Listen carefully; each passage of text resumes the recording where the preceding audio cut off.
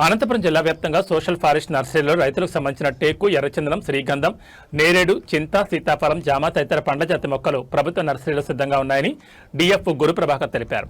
దేశంలోని 2వ కరువు జిల్లాలో ప్రతి మనిషి 10 మొక్కలు నాటి పెంచాల్సి ఉందని, అందుకోసం ఇంటింటికి పండ్ల మొక్కలు నాటించాలని వారు కోరారు. నమస్తే. ఈరోజు మనం అనంతపురం సోషల్ ఫారెస్ట్రీ డిఎఫ్ఓ గారి దగ్గర ఉన్నాం.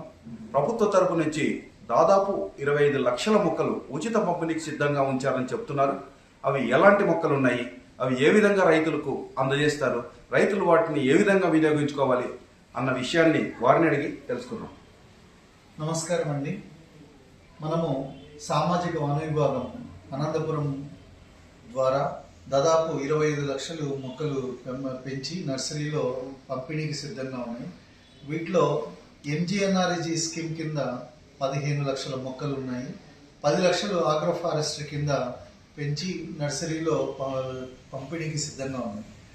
వీటిలో 10 లక్షల్లో ఎర్రచందనము, రైతులకు అవసరమయ్యే ఎర్రచందనము, టేకు, మహాగని, శ్రీగంధము, మరి పండ్ల జాతి మొక్కలైన సీతాఫలము, నేరేడు, చింత మొదలగు పండ్ల జాతి మొక్కలు కూడా ఉన్నాయి.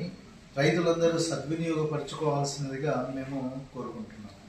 ఓకే, ఎవరెవరైతే తన పొలాల్లో ఖాళీ స్థలాలు ఉన్నాయో వాటన్నింటిలోనూ శ్రీగంధం, ఎర్రచందనం, సీతాఫలం మొక్కలు వేసి భూమిని కాపాడమే కాకుండా భవిష్యత్తు తరాలకు పెద్ద సంపదగా మార్చే విధంగా వీటిని వినియోగించుకోవాలని ప్రభుత్వం కొత్త పథకం రూపొందించింది. ఉచిత మొక్కల పంపిణీ కార్యక్రమాన్ని ప్రతి రైతు సంబంధిత అటవీ కార్యాలయానికి చేరుకొని ఎన్ని వేల మొక్కలు కావాలో తీసుకొని నాటుకొని సంపన్నులు కావాలని చెప్పి కోరడమైనది. Camera person Bhaskar Naidu, Bharat news, Anantapur.